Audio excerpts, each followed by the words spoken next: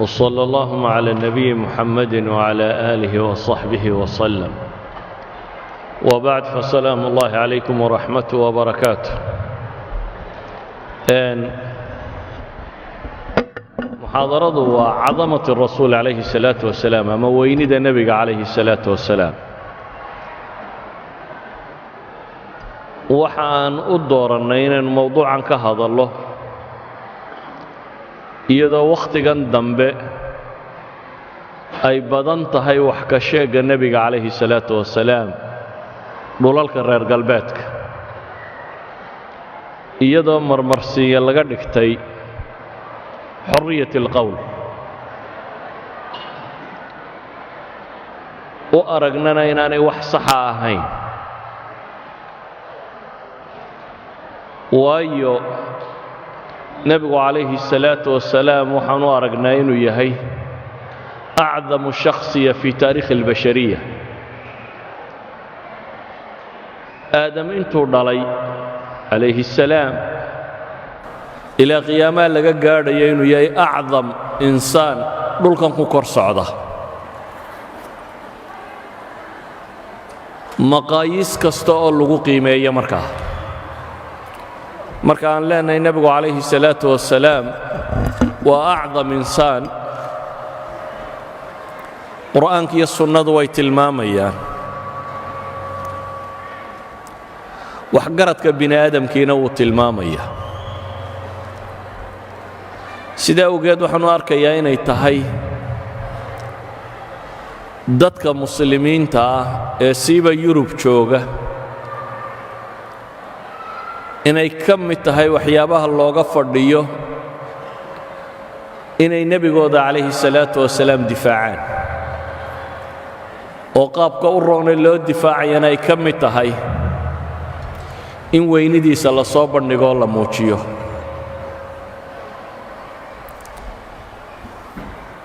wakhtiga oo kooban daraaddeed waxaan isku dayayaa markaa inaan koobo. dhan markaynu eegno koowaad diin ahaan, bini aadamka hormoodkiisu waa rususha iyo nebiyada.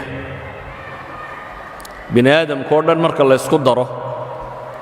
dadka koowaad ee hormuudka u ahi waa dadkii rabbi doortay. ilaahay wuxuu leeyay wakullan fadalnaa cala alcaalamiin intuu soo tiriyo 18 nebi oo qur-aanka fii suurati alancaam ku soo arooray. marka 18 nebi ilaahay magac dhabo ayuu odhanaya wakullan fadalnaa cala alcaalamiin, dhammaantood dunidan waannu ka doorannay baa ilahay leeya, waa ka fadil yeellay, waa ka kor yeellay. ambiyadu waxay yihiin allahu aclamu xayثu yajcalu risaalatah baa ilaahay yidhi. ilaahay isagaa og meesha uu risaaladiisa dhigayo cidda mudan. allahu yastafii min almalaa'ikati rusula wa min annaas. ilaahay dadka wuxuu ka doortaa baa rabbi tilmaamayaa, malaa'igtana rusul baa laga doortaa. ergey loo dhiibo ilaahay subxaana wa tacaala risaaladiisa ama warkiisa si uu bini aadamka u gaadhsiiyo. bini aadamkayna ilaahay rusul buu ka doortaa. nebiyullaahi muxamedna ilaahay baa qur-aanka inoo tilmaamaya inuu yahay muxammadun rasuulullah, alle rasuulkii inuu yahay. sidaa daraaddeed ayuha alxibba, risaaladu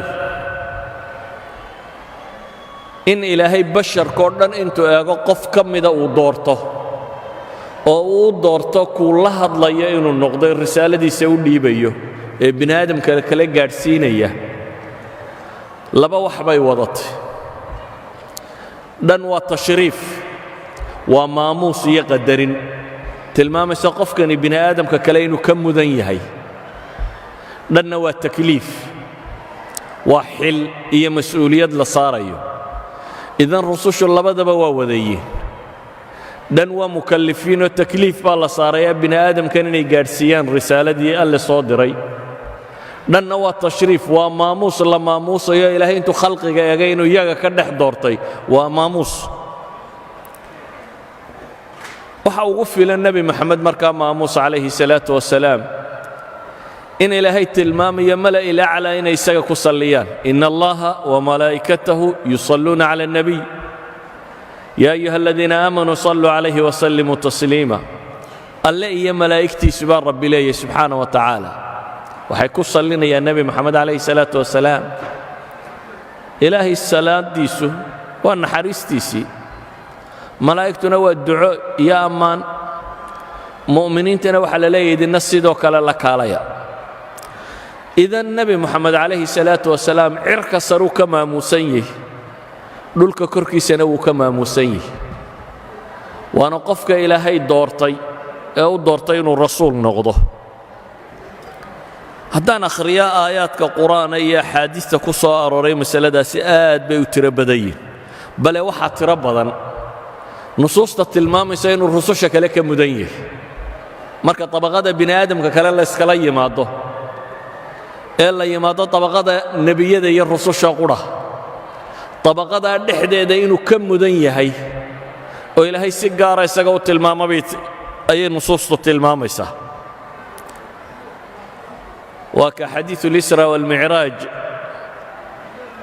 nabiga alayhi salatu wassalam habeenkii laga dheelmiyay ama laga kaxeeyay laga gudiyay maka ee baytul maqdis la geeyay buraaq ba la yiraahdaa la saaray markuu nabigu rabay inuu fuulo ayay dhaqdhaqaaq samaysay dabeetana jibriil baa wuxuu ku yiri ma yaxmiluka ala hada isagoo daabadan la hadlaya maxaa kugu xambaaraya waxaan inaad samayso fa wallahi ma rakibaka ahad qat akramu ala allah minhu qof ilaahay agtiisa kaga sharaf badani weligii kuma fuuline maxaa la dhaqdhaqaaqaysaa buu ku yiri jibriil farfadda araqan buu xadiidku tilmaamaya daabadii inta istaagto hayin noqotay ayay dhidi dareertay idan nabiga alayhi salatu wasalaam ilaahay quraanka uu ku tilmaamayo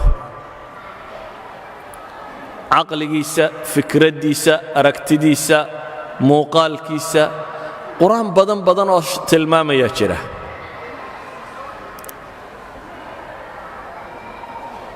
laakiin waqtiga kooban masalada waan soo koobaya hadii waqtiga xaga dambe aan wax ka gaari kara baan tilmaami doona waxaan rabaa dadka aynu la nooleynayno la wadaagna nabi maxamed sharaftidiisa iyo mudnaantiisa taasi waxay keensanaysaa markaa inaynu tilmaamno bini aadamku muxuu mudnaan u yaqaanaa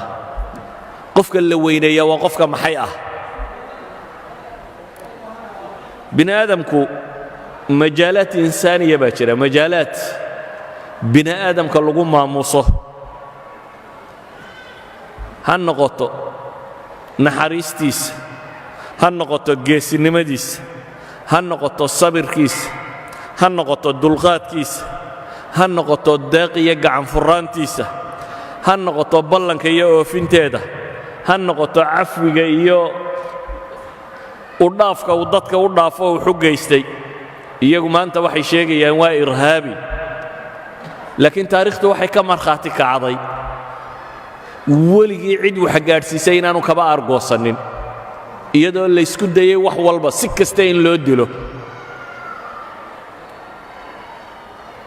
بني آدم وحكستو وحكو قيمة بينو لأنه نبي محمد عليه الصلاة والسلام هرمود بكيه إلهي يا أمانا يا مركا وحلي ورفعنا لك ذكرك مقعاق يا ماموسكاق قربان وقاضيبا إلهي لي إلهي وحكو تلمامي بني آدم كوحا بقنا أخلاق بني آدم نمي الله يسغفانه وإنك لعلى خلق عظيم با إلهي لي هذا أيها الإخوة نبي محمد عليه الصلاة والسلام أنبياء إيه فلاسفة ودضل بومبونيو محال بومبونيا أركتي أما النظريات أما فكرة دي دوني دا كينين أنبياء إيه فلاسفة وحي كوكا لقدسيين كواد وحكم ده فلاسفة ودد عقل وقول كفكرة أنبياء لكن ودد عملية دين عصب يا أركتي دي إلهي وسودي بي واسدان waxa u dheer inay yihiin dad more practical ah, dad qiyaado leh, leadership leh, oo akhlaaq leh, oo dhaqan leh, oo wax walba kaga gedisan bini'aadamtinimada. sida awgeed nabi moxamed calayhi salaatu wasalaam waxaynu odhan karnaa waa rajul fii muqaabili jamiici الrijaal, waa qof hormood u ah bashariyadoo dhan oo la hordhigi karo bini aadamka. weliba intaa waxaynu ku daraynaa wuxuu nebigu kaga gedisan yahay calayhi salaatu wasalaam bashariyada inteeda kale. isaga wax u qarsoon baan jirin. maxaan uga jeedaa? bini aadamka la maamuuso had iyo goor qayb noloshiisa ka mida si fiican looga warhayaa laga tilmaamaa. maalan nin dagaalyahanoo geesiya haddii la soo qabto bini aadamku uu dagaalyahannimo ku maamuuso, inta badan taariikhda laga hayoo dhamme waxay u badan tahay dagaalyahannimada. laakiin taariikhdiisa kale ee bini aadamnimo oo dhan lama magacaabo. nebi moxamed calayhi salaatu wasalaam taariikhdiisu wax maqani ma jiraan. waxa qoran wuxuu cuni jiray, wuxuu xidhan jiray, musqusha siduu u geli jiray, musqusha markuu gelaya labada adinkuu horraysiin jiray, musqusha markuu ku jiro gacantuu isticmaali jiray ee wax iskaga maydhi jiray. yacnii qof noloshiisa wax qarsoonay aanay ku jirin. waxa qoran kabihiisu intay leekaayeen, cidhibta iyo xagga hore midkay u buuraayeen, indhal inay lahaayeen iyo inaanay lahayn, kabtu inay dhogor lahayd iyo inaanay dhogor lahayn, saddexda qayboodee kabtu u qaybsanto dhexda iyo xagga hore iyo xagga dambe mid waliba inta ay leegtay nebi moxamed way qorantahay calayhi salaatu wasalaam. waxa qoran wuxuu maro qaatay midabkay lahaayeen, waxa qoran wuxuu cunno cunay, waxa qoran wuxuu meel istaagay, waxa qoran wuxuu dagaal galay, waxa qoran wuxuu qof bini aadama la hadlay, waxa qoran wuxuu cibaadaystay, waxa qoran wuxuu ummad hoggaamiyey, waxa qoran noloshiisa oo dhan baa makshuufa.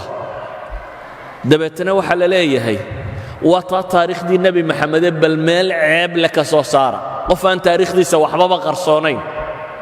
ee wax wal oo noloshiisa ka midiba uu ritan yahay oo la tilmaamayo meel ceeba ka soo saara.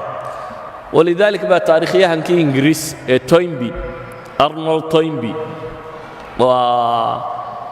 qarnigii labaatanaad baan odhan karaa taariikhyahankii ugu weynaaye reer galbeed lahaayeen. waa ninkan leh taariikh alxadaaraat, ilaa 27 xadaaro oo bini aadamka soo maray buu taariikhdooda u qoray. calaa kulli xaal waa mustashriqiinta ugu waaweyn buu ahaa. toynby ayaa wuxuu leeyahay kuwa raba inay dersaan taariikhdii nebi maxamedow waxaa helaysaan buu leeyahay sayajiduuna amaamahum min alasfaari maa laa yatawaafar miluhu lilbaaxiثiina fii xayaat أyi nebiyin min alambiyaa. waxaa helaysaan buu leeyahay taariikhda nebi maxamed kutub dhan baa helaysaan buu leeyahy oo aydan weligin ka heli karin nebi kaloo taariikhda ka midoo intaa laga hayaanay jirin.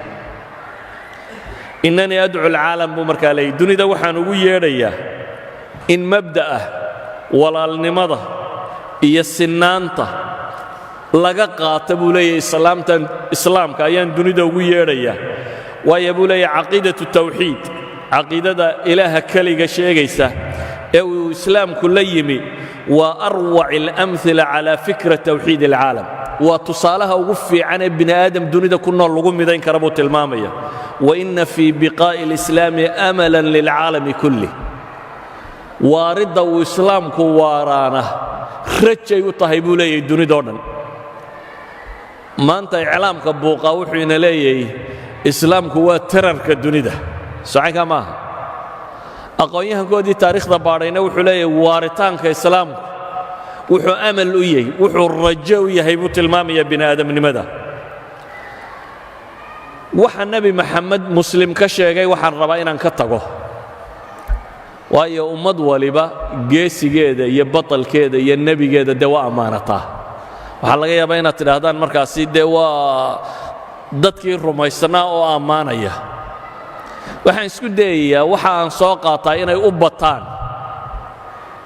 kadib baan qur-aanka dib ugu noqon haddii alla yidhaahdo. laakiin waxaan isku dayayaa waxaan soo qaadanayaa inuu u bato waxay aqoon-yahankooda qoreen. weliba waxaan horraysiin doonaa kuwa kriteeriyada qoray. aqoon-yahanka qaar reer galbeedka ah oo nebi maxamed wax ka qoray noloshiisa qayb ka mida intay qoreen bay ammaaneen ama tacaabiir duuduuba bay ka sheegeen aqoon-yahanka qaarna iyagoo bini aadamka qiimaynayay waxay dejiyeen marka hore kriteeriya wax lagu qiimeeyo yacnii qofka bini aadamka aynu odhan karno waa qaa'id ama waa hoggaamiye ama waa mudan yahay waa qofka maxay qabtay bay marka hore isweydiiyeen dabeetana kriteeriyay qoreen qofku waa inuu sifadaa iyo sifadaa iyo sifadaa iyo sifadaa yeeshaa markay kriteeriyada dhammeeyeen kadib ayay waxay yidhahdeen bini aadamka aan ku tabaqna haddaba yaa leh sifooyinkaa inta kriteeriyada qortay aan wax ka soo qaadaya dhammaantood waxay tilmaamayaan nebi moxamed inuu yahay kuwa ugu mudane kriteeriyada bini aadamka lagu qiimayn kara wata aan dhowr qof markaa soo qaado waxaan idiin soo qaadi doonaa lamartine alfonso lamartine iyo messerman julius messerman iyo michael hart iyo professor ro krishna waa afar dunida ka kala tirsan mid waa hindi midna waa yahuudi maraykan iyo reer yurub waa dad kala gedisan waxay isweydiiyeen marka koowaad bini aadamka maxaa lagu qiimeeyaa marka la qiimaynayo la maamusayo laleeyahay qofkani waa halyey maxaa lagu qiimeeyaa cumuuman bini aadamku wuxuu yidhaahdaa saddex shay baa wax lagu qiimeeyaa ama alcadama weynida bay leeyihin qof leeyahay saddex shay baa lagu qiimayn karaa kow biاطibaaci wاlakhlaaqi wاlmazaaya shakhsiya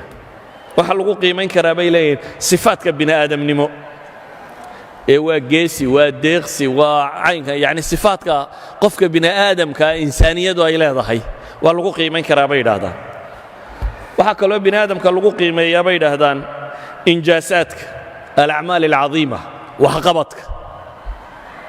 ummad buu badbaadiyey waxaasuu qabtay waxaasuu keenay waxqabadkiisa waa lagu qiimayn karaa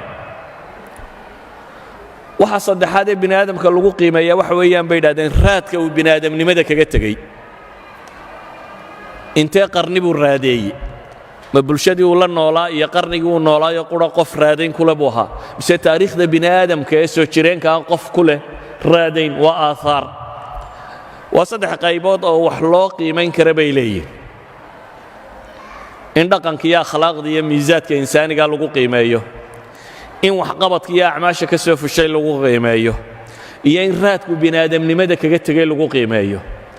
saddexda kaad ku qiimaysa bay leeyihin nebi moxamed calayhi salaatu wasalaam waa number one waxay yidhahdaan cadamada marka la qiimaynayo dadka badh qoom buu weynida u yahay laakiin waxaa laga yaabaa qadarka uu kuwan wax u taray kuwo kalena inuu dhibay maalan dagaalyahannada nin baa dagaalyahannimo lagu qiimeeyey dee qoomkiisa wuu u guuleeyey laakiin qaar kale uu jebiyey baa jira bini aadamka o dhan wax ma wada tarine qaarna wuu u hiiliyey qaarna wuu ka hiiliyey waxaa jira bay dhahaan bini aadamnimada marka la qiimaynayo inay maxalli tahay raadayntiisa ama waxqabadkiisu inuu gobol ku kooban yahay qowmiyad min alqowmiyat inuu wax taray iyo inay tahay international adduunka o dhan inuu wax taray nebi moxamed calayhi salaatu wasalaam waxay leeyihin biayi miqyaas aad wax ku qiimayso bashariyada dhammaanteed buu wax taray sidaa awgeed haddii akhlaaq iyo dhaqan la rabo bay leeyihin waa qof taariikhdu ay tilmaamayso inuu mutawaadic ahaa oo geesi ahaa dagaalyahan ahaa wax bixin jiray dulqaad badnaa sabir badnaa waxa sifaad qof bini aadama lagu tilmaamoo dhan saadiq ahaa iyo runsheeg badnaa ballan oofin badnaa waxa sifaad qof bini aadama lagu maamuusa bay leeyihin waa looga markhaati inuu lahaa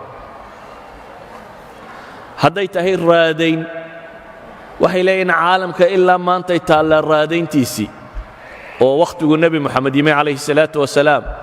wakhti aan laa xuquuqulinsaan walaa xuquuqulbini aadam walaa wax jira aanay jirin bay ahayd markuu nebigu calayhi salaatu wasalaam xajatulwidaac uu tilmaamayay bini aadamka iyo maamusnimadiisa iyo xurmada uu leeyahy aahaartu ka tegey bay leeyihin waa ta abuurtay xadaaradan dee islaamigaa dhammaanteed iyo dadka muslimiin ee dunida soo jiroo dhan sida awgeed ayi miqyaas wax lagu qiimeeyo nebi moxamed calayhi salaatu wasalaam waa number one walidalik baa waxa uu qoray will durant waxaan filayaa inuu yahay laa adri agnostic yacni kuwan aan diimahaba rumaysnayn atheist maaha waa agnostic waa laa adri yacni inuu jiro iyo inaanu jirin ma kala ogi anigu wax ma ogi baa la yidhaahdaa kaasi agnostiga ahi wuxuu leeyahay laba kitaabo waaweyn oo caano mid waliba dhowr iyo 10 volume yahay mid waa story of civilization taarikh alxadaara alinsaniya midna waa story of philosophy taarikh alfalsafa waa laba kitaabo volume isa kitaabkiisan la yidhaahdo taarikh alxadaara ama story of civilization marka uu ka warramayo taariikhdii nebi moxamed calayhi salaatu wasalaam wuxuu odhanayaa وإذا حكمنا على العظمة بما كان للعظيم من أثر في الناس قلنا إن محمداً كان أعظم عظماء التاريخ فقد أخذ على نفسه أن يرفع المستوى الروح والأخلاق للشعب ألقت به في دياجير الهمجية حرارة الجو وجدب الصحراء وقد نجح في تحقيق هذا الغرض نجاحاً لم يدانيه فيه أي مصلح آخر في التاريخ وحوليه haddaynu weyni ka warranna iyo qof bini aadama weynidii oo aynu ku qiimayno raadka uu bini aadamka kaga tegey nebi moxamed wuxuu yahay buu leeyahay kaana acdamu cudamaa'i taariikh dadka ugu waaweynee taariikhda la tilmaamo kooda ugu sii weyn weeyaan buu leeyahay dadka ugu waaweyn cudamaa'i taariikh markaynu meel isla dhigno cudamadoobu cadiimkooda yahay ayuu ka ugu wen yahay buu tilmaamaya waayo buu yidhi shacab ku nool dhul kulul oo aan wax dhaqana wadanin carabtii jaahiliyaduu tilmaamaya ayuu intuu noloshaa ka saaray wuxuu gaadhsiiyey buu leeyahy nolol bini aadamku tuu ku rayreeyo nololaha ugu sarreeya ka mida buu gaadhsiiyey waxaan jeclay inaan u soo noqdo dadyawa kale wararkooda laakiin bal nimankii kriteeriyada qaatay aan iyaga warkooda horraysiiyo waxa uu yidhi michael head aan soo qaato mar koowaad michael head waa nin maraykan ah asal ahaan yuhuudiya naaso researcher ka ahaan jiray professor of physics ahaan jiray jaamacaadka takhasusaad badan leh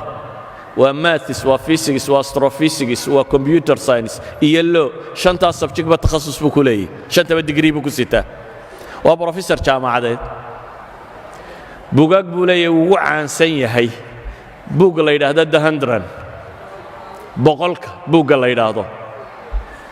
buuggan 100ku waxa uu ku tilmaamayaa boqolka qof ee bini aadamka ugu raadaynta badan the most influential persons in the history of mankind ayuu tilmaamaya boqolka qof ee ugu raadaynta badan bini aadamka waa bug 500,000 copy laga iibiyey ilaa 15 luqana ku tarjuman ninkan odagii markuu masaladan ka warramayo isagu markuu isa sifaynayo wuxuu isku sifeeyey inuu yahay jeffersonian liberal jefferson waa madaxdii soo martay maraykanka nin ka mid ah nin liberaluu isku sifaynaya laakiin qolada isaga radidaa markay sifaynayaan waxay ku sifaynayaan inuu yahay conservative iyo racial separatist bay leeyihin waa nin muxaafid oo infisaali cunsuriya bay odhanayaan iyagu nin yahuudiya oo dadka badh cunsurinimo ku sheegayaan oo maraykan u dhashay oo buug qoraya oo buugga audienceku uu u qoraya wax ka iibinaya aanay carab ahayn ay yihiin dadka afka ingiriisiga ku hadla ayaa buug qoray yacni waa nimaan xidhiidh ka dhaxaynin isagiiyo nebi moxamed calayhi salaatu wasalaam ayaa buug qoray buugga uu qorayo wuxuu leeyahay waxaan ka warramayaa boqolka qof ee bini aadamka ugu raadaynta badan saddex shardi baanan u dhigay shardiga koowaad qofkani waa inuu qof xaqiiqi yahay buu tilmaamayaa yacni xaqiiqiga maxaa looga jeedaa waxay leeyihin taariikhda bini aadamka dad baa iska jira ustuura loo malaynayo iminka xakiimu siin oo kale lawtso nin la yidhaahdaa jiro jiniiso ay xikam ka soo naqliyaan waa sida cigaal shidaadkeennoo kale qof jiray ma aha mise ma ahayn ayay ku muransan yihin marka wuxuu leeyahay qofku waa inuu horta aanu noqonin dadka aan laba garanaynine qof xaqiiqiyoo la garanayo waa inuu yahay waa marka labaade buu yidhi waa inuu noqdaa qof raad badan nolosha kaga tegey raad badan nolosha kaga tegey waxaan uga jeedaa buu yidhi xataa raadku ha xumaado ama ha samaado walidaalika dadka uu boqolka uu leeyahay bini aadamkay ugu raadaynta badnaa hitler baa ugu jira hitler raadayntuu dunida raadeeyey waa maxay dhib buu ku raadeeyey dee wuxuu ku caanbaxay mushkilad markaa wuxuu leeyahay bal adigu bini aadam waxaad doonto ku raadee ama waalli ka warkeene ama wanaag ka warkeene boqolka qof ee bini aadam ugu raadayn badan baan rabaa waxaa kaloo uu tilmaamay inuu noqdo qofkaasi aarkiisu aar iqliimiya inaanu noqonina inuu noqdo maxay aar caalamiya dunidoo dhan inuu raad ku samayn karo buuggiisa markuu qorayay markaa wuxuu yidhi saddexdaa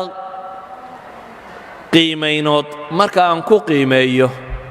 qofka bini aadamkee ugu mudan basharka dunida soo maray oo dhammi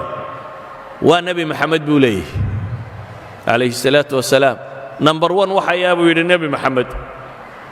number 2giisa ma taqaanin waa sir isaac newton ninkii fisikska number 3giisa ma garanaysaa waa ciise nebiyullaahi ciise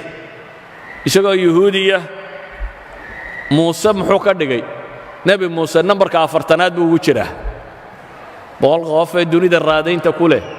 isagu nebigiisu raacsiisnaa wuxuu ka dhigay maxay number 40 buu ku tilmaamaya ciisana nebi ciisena wuxuu ku tilmaamayaa maxay number 3 su'aal baa isweydiin le markaa tirakoobyada maanta la hayo ee dunidu ay sheegato masiixiyada inta sheegata ka badnayd baa la leeyahay inta sheegata muslimka waay uu ciise number 3 uga dhigay ayaa la weydiiyey maxaad ciise yacni wan u geyn weyde waxa uu tilmaamayaa ciise waxa aan wanka u geyn waayey waa hal shay wuxuu leeyahay diinta nebi ciise qaybta akhlaaqiyaadka iyo waxaa ku saabsan raadaynteeda nebi ciise iska leh ama caqaa'idda maanta kiristanku haysta buu leeyahay bolos baa kaga badan maxay ciise marka waa diin aan u qaybinaya buu leeyahay laba qof inay raadaynteeda leeyihin qaybteeda caqaa'idda bolos baa ah buu leeyahay qofka koowaad ee raadaynta ku leh dee taliidka ninka ku waday weeyaan saddexdan ilaahay isku ilaaha ninka soo dhex geliyey diinta tan weeyaan waa gruubkaa saa awgeed buu leeyahay ciise aniga agtayda wuxuu ka yahay maxay number 3 buu tilmaamaya ama buu leeyahay moxamed calayhi salaatu wasalaam isagu keligii ayuu hadday caqiido tahay iyo hadday akhlaaq tahay iyo hadday dowladnimo tahay iyo hadday waxaba tahay islaamka keligii buu matalaa buu leeyahay keligii ayuu yahay markaan bashariyadoo dhan eega buu leeyahay taariikhdii reer nebi aadam oo dhan markaan eego qofka ugu mudan ee ugu weyn ee raad lihi waa nebi maxamed buu tilmaamaya calayhi salaatu wasalaam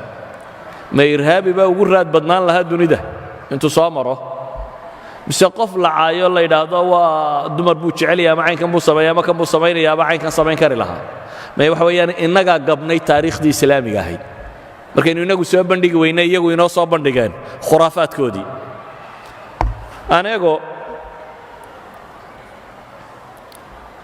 axmed diidaad baa kitaabkiisan la yidhaahdo uu nebi maxamed weynidiisa kaga warramaya wuxuu tilmaamaya jariidadan timeska la yidhahdo time la yidhaahdo 15 July 1974 soo baxday buu leeyahay ayaa waxay coverka sare ka dhigatay who were history's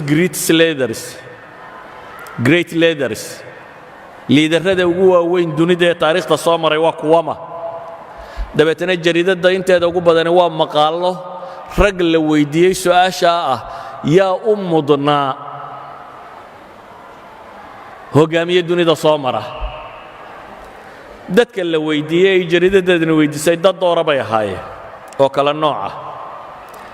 laakiin dhammaantood jawaabahay bixiyeen midnaba ma ignoor garayn buu leeyahay nebi moxamed calayhi salaatu wasalaam mid kasta oo ka warramay dadkii ugu waaweynaaye dunida soo maray ee jariidadu qortay nin kastoo la weydiiyey liiskiisa waa ku jiraa buu leeyahay nebi moxamed calayhi salaatu wasalaam aan qaar ka mida soo qaadanno william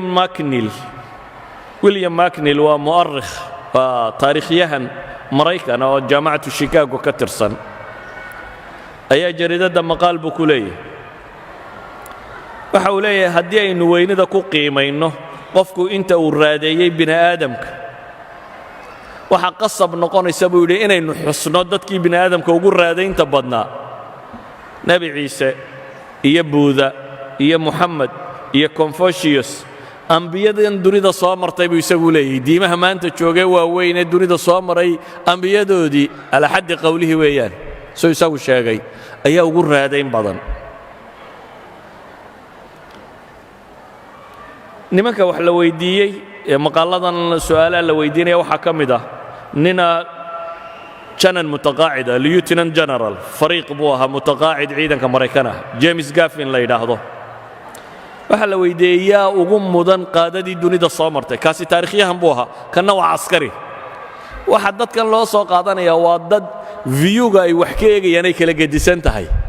oo ninka askarigii sibuu dunida u arkaa ninka taarikhyahankiina sibuu u arkaa ninka culumta bini aadamka psychology wax la mida ku takhasusayna si kale u arkaya james gavin waxa la weydiiyey yaa dunida ugu raad badanee soo maray taariikhda wuxuu yidhi waxaan aniga agtayda waxaan ictibaarinayaa buu yidhi muxamed iyo ciise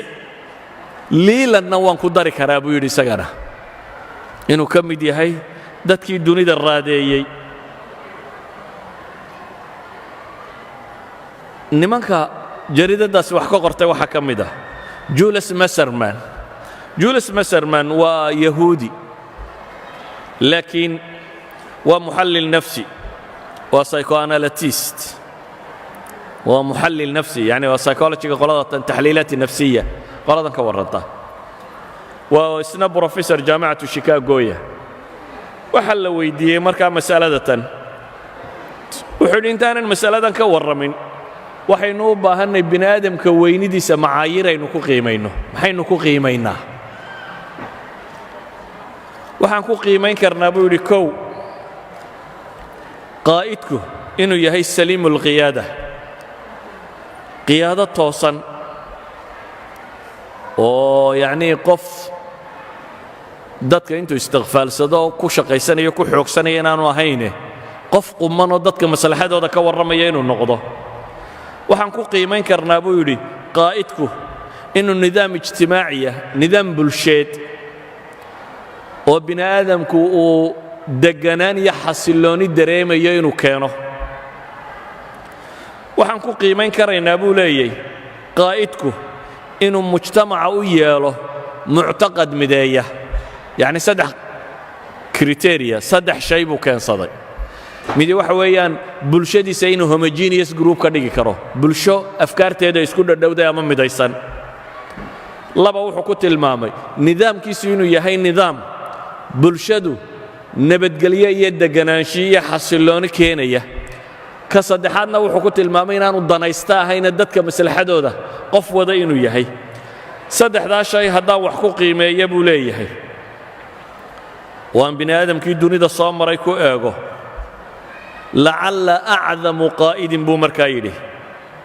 kaana calaa mari alcusuri huwa muxamed markaan saddexdaa shay wax ku qiimeeyo qaa'idka ugu weyne taariikh bini aadam soo maray waxaan filayaa buu yidhi inuu muxamed yahay waayo isagu saddexdaba wuu wada kulansaday buu yidhi muusena buu yidhi darajadaa darajo ka hoosaysaan geynayaa laakiin isna waa kulansaday nebi muuse calayhi salaatu wasalaam maxay tilmaamaysaa qadiyaddani waxay tilmaamaysaa dadka wax qiimeeyey ama معيار عسكري ku qiimeeyay ama معيار psychology ku qiimeeyay ama معيار taariikhi ku qiimeeyay ama backgrounds aqoomeed oo kala gadisnaa laha oo ka waramay nabi maxamed alayhi salaatu wasalaam dhammaantood waxay tilmaamayaan inuu nabi maxamed mudnaa ama kuwa ugu mudan dunida inuu ahaa ama isagu inuu yahay kuwa mudan ka u sii mudan anka afraad soo qaato waa filosof Asia u dhashay Hindiya filosofkan Hindiga Ramakrishna Rao baa la yiraahdaa wuxuu leeyahay kitaab la yiraahdo Muhammadun Rasuulul Islaam Muhammad waa rasuulka islaamka bug la yiraahdo buu leeyahay isaga laftiisu waxa uu ka hadlayaa uu leeyahay dadkii nolosha raadka ku lahaayoo dhan aan qiimeeyo buu yidhi laakiin dadka markaan qiimeynaya buu yidhi anigu waxaan soo qaadanayaa buu yidhi micyaar uu qoray dunidaba malaag kuwii ugu intixaansanaa mid ka mida buu leeyahay Hitler buu micyaarka ka qaadanayaa Hitler wuxuu leeyahay buug la yidhaahdo maxay kifaaxi min kampf miyaa la odhan jiray af jarmalka dagaalkaygii buug la yidhaahdo buu leeyahay Hitler buuggiisa wuxuu odhanayaa Hitler waxa naadira waxa wax mar uun la arka dhif iyo naadir aan hore u dhicin buu leeyahay Hitler in la arka buu yidhi rajul nadariyaat qofka nadariyaadka keena filosofiga aragtida leh oo haddana qaa'id cadiima hogaamiye weyne dunida lama arka buu leeyahay ka dunida waa la arki karaa buu yidhi daaci ama khatiib aftahan wax hogaamiyey waa la arki karaa laakiin ma dhacda buu leeyahay inta badan dadka caqliga weyn leh ee nadariyaadka keena filosofiga keena falaasafo qaada ah waa laba group oo kala baxsan buu leeyahay inta badan falaasafadu qaada ma noqoto buu leeyahay good leadership ma noqdaan Hitler marka micyaarkiisani wuxuu weeyaan inay kulmaan awoodda aragti dejinta iyo nidaamka iyo philosophy inaad dejiso iyo awoodda hogaaminta iyo inaad zaciim noqoto iyo awoodda hadalka iyo dadka afkaartaada inaad gaadhsiin karto saddexdaas inay kulmaan buu leeyahay Hitler waa wax aad naadir u ah waa wax aan nolosha inta badan lagu arag haddaba professor Rao baa markuu masalada Hitler ka soo qaatay wuxuu leeyahay haddaba saddexdu Hitler yidhi waa naadir qof ay ku kulantaan haynaa buu leeyahay saddexdaasoo qof qura isugu tegey saddexdaasiba waxay ku kulmeen buu leeyahay rasuulul islaamka diin iyo mabaadi' cusub la yimi hogaamin la yimi khatiib mufawwaho dadka wuxuu raba gaadhsiinayay buu leeyahay waana buu leeyahay في شخص رسول الإسلام رأى العالم أندر ظاهرة على وجه الأرض بيقول قفك إسلامك هجاميني أما النبي محمد عليه الصلاة والسلام وحويا بيقول أندر ظاهرة ومقالك أغو نفئي النادر سن دولك كوركي سالغو أركي ديك يلفك سما يسنبولي يسدح لا شيء وضوطه يعني فيلسوف كان يوحو ليه قف ديك يلفك سما يسن وبناء آدمه oo saddexdaa shay isku wata Muhammad baanu aragnay buu leeyahay alayhi salaatu wasalaam walidaalika wuxuu tilmaamayaa buugaygan markaan qorayo buu yidhi waxa igu adkaatay inaan nabi Muhammad oo dhan ka warramo buu yidhi laakiin waxa laga yaabaa buu yidhi waxoogaa sawiraa inaan idinka siiyo Muhammadkii nabiga ahaa Muhammadkii dagaalyahanka ahaa Muhammadkii rajulul a'maalka businessmanka ahaa Muhammadkii rajulul siyaasiga ahaa Muhammadkii khatiibka ahaa Muhammadkii muslix ijtimaaciga ahaa Muhammadkii aqoonta ay ku soo hoyan jirtay Muhammadkii adoomaha xoreyn jiray Muhammadkii dumarka xoreeyay Muhammadkii qaadiga noqday Muhammadkaasi buu leeyahay taariikhiisa wax yar oo kamid ah idiin sheegaya buu leeyahay buugga kan markaan qorayo ee nabi Muhammadka naadirka kama warrami karayo yani wuxuu ka cudur daaranayaa inaanu soo wada bandhigi karin نبي الله محمد عليه الصلاة والسلام جوانب العظمة قيبها وين أوليه أيها الأحبة فيلسوف إنجليز كهاي توماس كارل لورنشري توماس كارليل waxa uu ka warramaya cibaadatul abtaal buuggiisan la yidhaahdo weynida ama batalnimada la caabudo dabeetana noloshuu qaybinaya midba meesha uu ku weyniyey calaa kulli xaal wuxuu leeyahay diin marka aan ka hadlo ama rijaalka diin hoggaamiyey marka aan tilmaamo buu leeyahay muxamed calayhi salaatu wasalaam waxaan shaki ku jirin buu yidhi acdam inuu yahay dadka diin lagu tilmaamo inuu ahaa buu leeyahay muslix weyn oo aftahana oo geesiya oo mufakira oo sifaadka bini aadam lagu ammaanoo dhan le buu yidhi waxaana ammaantiisa kuugu filan buu leeyahay inaad qur-aankiisa akhridoo qudha waa gaal ingiriis ninka warkan qoraya walidaalika ayuha alaxiba senerostan alasuuji waa swedish waa mustashriq swedisha qarnigii 19aad noolaa ahaa ustaad allugaati saamiya brofesor lugaadka saamiga ah daa'irat almacaarifkana raggii waxa badan ka qayb qaatay ka mida ayaa wuxuu leeyahay mu'alafu kitaab uu kaga warramayo qur-aanka iyo baybalka alqur'aan alinjiili almuxamadi buu leeyahay qur-aanka oo baybalkii nebi maxameda iyo buug kale oo taariikhu xayaati muxamed la yidhaaha wuxuu leeyahay mustashriqa swedishka ahi umaynan cadaalad samaynin nebi maxamed haddaynu inkirna buu yidhi wixii uu sifaad waaweyn lahaa haddaynu inkirno iyo tilmaamaha lagu dooran kara bini aadame uu lahaa buu leeyahay haddaynu inkirno waxay ka markhaati tahay buu leeyahay inaynan cadaalad samaynin waayo buu yidhi nebi moxamed dagaal nololeed buu galay buu leeyahay uu la galay jahliga iyo hamajinnimada waanu ku adkaystay mabdi'iisa ilaa iyo uu keenay buu leeyahay shareeco akmalu sharaa'ica waa shareecada maanta ragga badhay rabaan inay yidhaahdaan waa shareeco mutawaxisha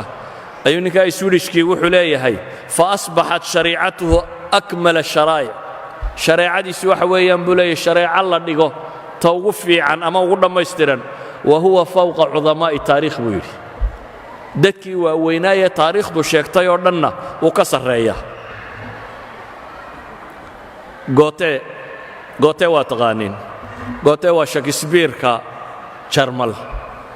ummadda afka jarmalka ku hadasha halka shakisbiir ugu jiro dadka afka ingiriisiga ku hadla ayuu gooteena ugu jira weliba goote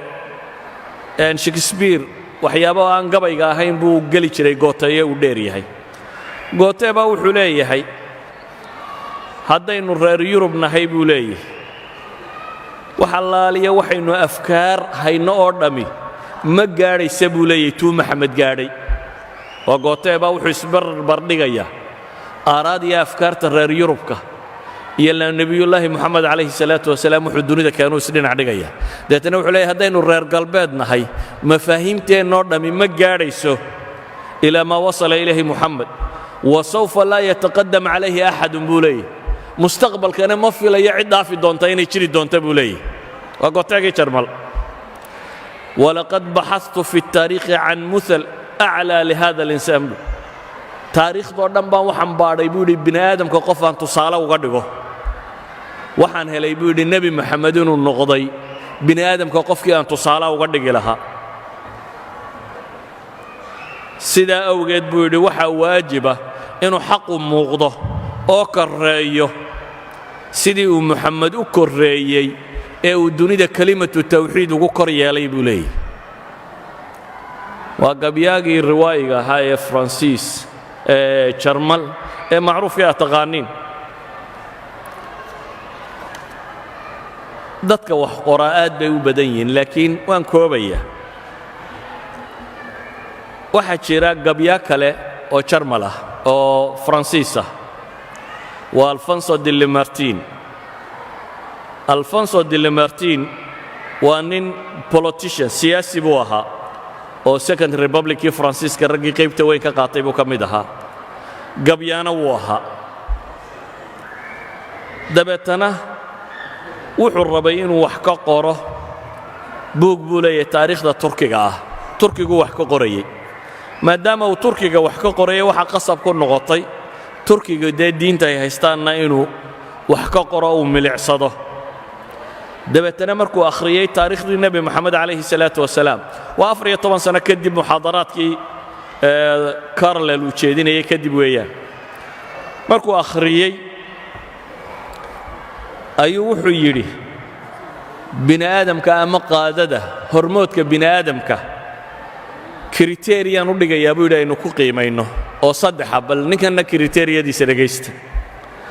wuxuu leeyahay waxaan ku qiimaynayaa 3 shay kow greatness of purpose 2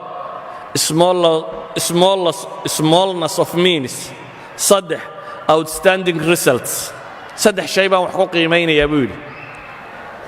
qofka bini aadamka ahi inta ay sarraysay barbowskiisu himiladu raadcaynaya inta ay leekayd oo nebi maxamed himiladiisu maxay ahayd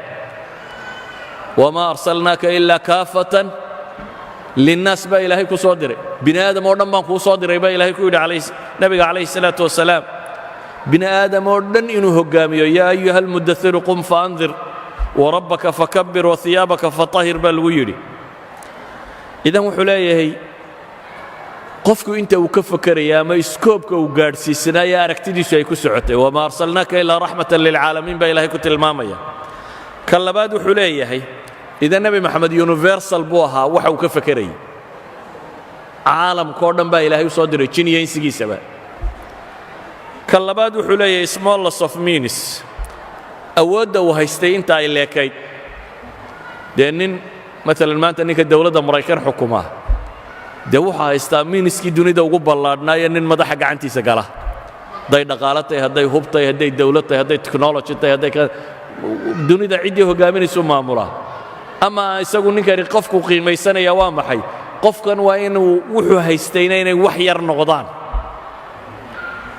nebi moxamed markaynu eegno calayhi salaatu wasalaam dee wasaa'il dhaqaale ma haysan cidi lama soconnin inan yaroo agoona oo meel cidlaa ku soo koray tolkiya dadku ka dhashay meel saxaaroo lama degaa bay joogeen carabi magac iyo maamuus dunida kumay lahayn labada dowladoodee waaweynee dunida ka taliya midnaba may ahayn yacni waxay ahayd uun meel bini aadam deggan yahay meesha ugu dambaysa ee la tilmaamo ayay saxaara alcarab ahayd markuu nebi moxamed ka soo baxay calayhi salaatu wasalaam qodobka saddexaad ee la martiin wax ku qiimaynaya waxa weeyaan waa outstandingka resultska ka soo baxay nataa'ijka uu dhaliyey siday u weyn tahay nataa'ij raa'ica yacni nebi moxamed wuxuu leeyahay taariikhda bini aadamka haddaan saddexdaa shay ku qiimeeyo qof himiladiisu weyn tahay waxa agtiisa yaallaana ay yar yihiine awoodee u haysta midhaha uu dhaliyeyna uu midho caalamiyo aad u ballaadhan yahay markaan wax ku qiimeeya buu leeyahay nebi moxamed calayhi salaatu wasalaam wuxuu yahay buu leeyahay qofka ugu mudan bini aadamka ee la tilmaami karo masalada uu ninkani sidaa u tilmaamay waxaa tacliiqinaya bosworth smith benyamin bosworth smith waa bishop maraykana buug buu leeyahay la yidhaahdo uu nebi moxamed calayhi salaatu wasalaam kaga warramayo dabeetana wuxuu leeyahay moxamed buu yidhi laqad kaana alqaysara waalbaaba ninkani waa bishop markaa labadii uu yaqaanay ugu awood badnaa buu isku daray nebi moxamed wuxuu ahaa buu yidhi qaysar iyo baabahoo la ysku daray buu yidhi yacni dowladihii romaniska boqor dowladda hoggaamiyo qaysar la yidhaahdaa jiray iyo dee boobkii katoliga moxamed wuxuu ahaa buu yidhi labadaasoo la ysku daray laakiin haddana bal u fiirso laakiin buu yidhi muu lahayn lakinahu kaana baaban biduuni khuyalaa'i albaabawaat baabo boob aan lahayn buu leeyahy isla weynida boobabku ay leeyihiinna ma lahayn buu leeyahy rajul mutawaadica buu ahaa si kale markaan u eega buu yidhi waa qaysar biduuni juyuushi alqayaasira wa biduuni jeyshin muta'ahab wa biduuni qalca wa biduuni dakhlin haabit wuxuu ahaa buu yidhi qaysar ama boqor aan ciidan lahayn oo aan qalcada iyo castalis meelo dhufaysya wadanin oo aan xataa buu yidhi mushahar qaadanin mushahar raatiba xataa aan lahayn buu leeyahy idan wuxuu leeyahay nebi maxamed wuxuu ahaa qaysar iyo boob la isku daray oo aan isla weynida qaysarkana boobkana lahayn wixii ciidan iyo xoog iyo xoolo uu qaysarku watayna aan wadanin buu leeyahay labadaasoo la isku daro haddana aan intan wadani waa wax cajab qaba saa daraaddeed buu wuxuu tilmaamayaa nebiyullaahi moxamed calayhi salaatu wasalaam inuu yahay mithaalka ugu cadiimsan ee bashariyada soo maray linardo ayaa isna wuxuu tilmaamayaa leeyahay muxamed ina muxamadan acdamu albashariya qaatiba asdaq insaanin wujida calaa wajhi اlardi buu leeyahy nebi moxamed waa qofkii ugu weynaayee dunidan soo maray waa insaankii ugu run sheega badnaa ee dunidan soo maray ayuha alaxiba waxa idinku filan soo ma ogdin united nationku inay leeyihiin kulliyad ku taalla talyaaniga toronto bay ku taallaa oo kulliyo leadershipka lagu dhigo oo leadershipka yacni united nationkeeda iyo dadka ka shaqeeya leadershipkooda sida ay loo hoggaamiyo ma filaysaa leadershipka ugu weyne loo dhigaa inuu yahay nebi moxamed calayhi salaatu wasalaam oo professor ingiriisi dhigo nebi moxamed calayhi salaatu wasalaam professorrada ingiriiska ugu caansan ee leadership ka warrama buug buu leeyahay la yidhaahdo qiyaadatu moxamed the leadership of moxamed uu leeyahay kaasaa laga dhigaa uu dhigaa united nationka qaadadeeda si loogu tareengareeyo nebi moxamed calayhi salaatu wasalaam qiyaadadiisii idan marka ay noqoto cilmi iyo jaamacad iyo taariikh iyo bini aadam waxbaadha iyo dad insaaninimada bini aadamnimada ay qiimo u samaynayso nebi moxamed calayhi salaatu wasalaam waa hormoodka bini aadamka walidaalika ayuha alikhwa hanis kong nin la yidhahdo switzerland u dhashay doctora waa caalim lahuut theologiana ayaa wuxuu leeyahay taariikhdoo dhan baan baadhay anoo ka baadhaya bini aadamka qof aan tusaale uga dhigo nebiga carbeed ee moxamed un baan helay buu yidhi qof bini aadam tusaale u noqon kara dadka aan tilmaamaya waa dad background kala gedisan leh qaarkood wadaadda diimeed ay yihiin qaarkood taariikhyahanna ay yihiin qaarkood ay jananno iyo casaakir yihiin qaarkood ay usaatida jaamacadeed yihiin qaarkood ay physics iyo sciences ku shaqo leeyihiin waa dad background kala gedisan leh laakiin isku dayey inay ka warramaan bini aadamka yaa u noqon kara hormood yaa magac iyo maamuus yeelan kara encyclopediyahan ingiriiska daa'irat almacaarif albraytaaniya maadadda muxamed haddaad baadho waxay leeyihiin muxamed ibnu cabdillaah mu'asis addiin alislaamiyi wulida fii maka moxamed oo ina cabdilaahiyo ah bay yidhahdeen diinta islaamka kii aasaasay waa iyagu say u dhigayaan wuxuu ku dhashay magaalada maka tacbiirka ku xigaa waa maxay وقليلون هم الرجال الذين أحدثوا في البشرية الأثر العميق الدائم الذي أحدثه محمد بيداده encyclopediyaha ingiriisku wuxuu leeyahay waxa yar bini aadamka dhexdiisa in lagu arko raadku nebi moxamed nolosha ku sameeyey wax ku sameeyey bay leeyihin waa their encyclopedia ayaa saa tandhigaya thomas carlinle wuxuu leeyahay waa shihaabun qad adaa addunya waa holac ama iftiin dunidoo dhan ifiyey buu ku tilmaamaya ayuha alaxiba hadday noqoto weedhaha bini aadam yidhi inaan soo naqliyaa aad bay u tiro badan tahay laakiin waxaan rabaa inaan iska daayo weedhaha bini aadamka oo aan idiin sheego waxa ilaahay yidhi subxaana wa tacaala ilaahay wuxuu leeyahay nebi moxamed waa rasuulkii ilaahay rasuul macnaheeduna waxa weeyaan waa ku ilaahay intuu doortay basharka uu soo diray nebi moxamed wuxuu gaar ku yahay rususha kale waa la iska soo dabadiri jiray rasuul walbana waxaa loo soo diri jiray qoom gaara nebi moxamed kow waxaa la yidhi rasuul dambe oo laga soo dabadirayaa ma jiro diintiisu mana sakhmayso laba qoom gaara looma soo dirine bini aadam oo dhan baa loo soo diray saa daraaddeed ayaa ilaahay subxaana wa tacaala wuxuu qur-aanka ku tilmaamayaa inuu maa dalla saaxibukum wamaa qawa hadday tahay nolosha iyo ahdaafta kama lumin hadday caqliga iyo ra'yiga tahay ma lumin baa ilaahay leeyahy subxaana wa tacaala maa zaaqa albasaru wamaa taqa ishiisu waa mid akhlaaq wadata mid xadgudubta maaha baa ilaahay leeyahy alam nashrax laka sadrak maa kadaba alfu'aadu maa ra'aa laabtiisa waa midaannu ballaadhinoo sharaxnay baa rabbi ku tilmaamaya warafacnaa laka dikrak magaciisaannu kor yeellay baa ilaahay leeyahy callamahu shadiidu alquwa jibriil baa u macallinaa ilaahay tilmaamaya wainnaka la calaa khuluqin cadiim akhlaaq fiican baad ku sugantay baa rabbi leeyahy subxaana wa tacaala ilaahay wuxuu qur-aanka ku leeyahy tilka arusulu fadalnaa bacdahum calaa bacd kuwani waa rusushii oo badhba badh baan ka fadilay baa ilaahay leeyahy rususha marka laga yimaado basharka kale basharka rusushaa u mudan rususha lafteedaa kala mudan haddaba rususha kale oo dhan nebi ibraahim baa u mudan bal u fiirsa qur-aanka nebi ibraahim ilaahay buu baryayaa wuxuu leeyahay maxay walaa tukhzinii yowma yubcahuun ilaahay qur-aanka wuxuu ku leeyahay yowma laa yukhzi illaahu الnabiya wاladiina aamanuu macah nebi ibraahim mixnadiisii buu ilaahay baryayaa wuxuu leeyahay xasbiya allah nebi moxamed sida ilaahay qur-aanka wuxuu ku leeyahy yaa ayuha الnabiyu xasbuka allah nebi ibraahim wuxuu leeyahy wajcal lii lisaana sidqi fi اlaakhiriin ilaa uu kuwa dambe magac iigu reeb nebi ibraahim nebi moxamed sida ilaahay wuxuu leeyahy warafacnaa laka dikrak nebi ibraahim wuxuu leeyahy wajunubnii wa baniya an nacbud alasnaam ilaa anigiyo intaan dhalay inaannu sanama caabudno ka fogee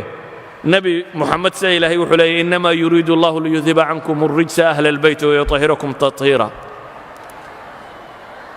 nebiyullaahi muusa wuxuu leeyahy rabbi shrax lii sadri ilaahayna nebi moxamed wuxuu leeyahy alam nashrax laka sadrak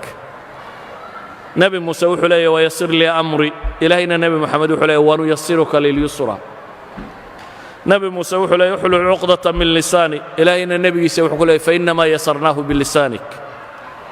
nebi muuse wuxuu leeyahy wacajiltu ilayka rabbi litarda ilaahayna wuxuu leeyahy lacallaka tardaa baa moxamed lagu leeyahy calayhi الsalaatu wasalaam idan alxasan ibnu اlfadl baa wuxuu leeyahy qur'aanka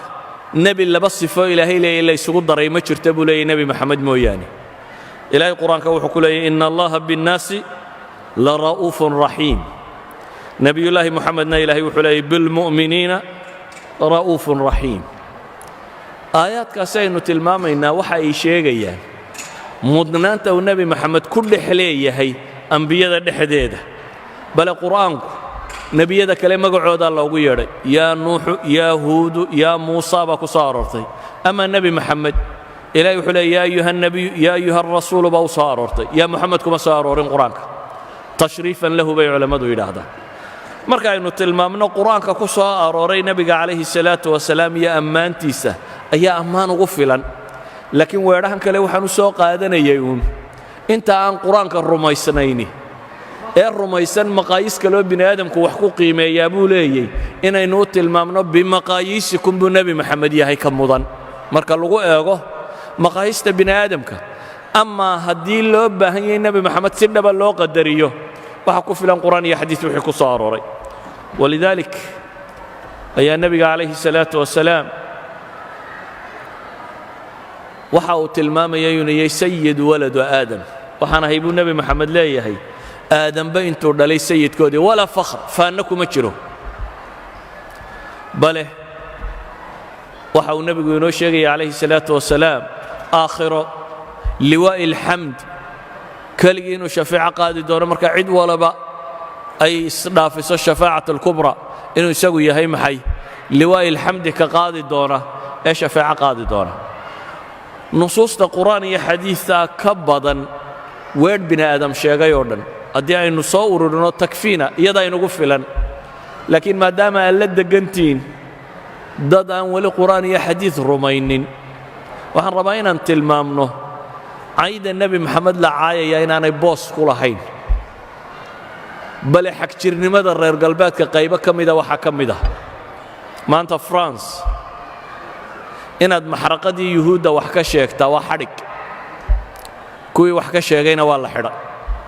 maalan qaar taariikhda qore qaar ka mida waxay yidhaahdeen 60 milyan may gaadhaynin dadkii yuhuudda meesha lagu dilay cilladu waa maxay daliilkiinnu waxay yidhaahdeen yuhuuddii jarmalka iyo intan degganaydba 6 milyan ma gaadhaynin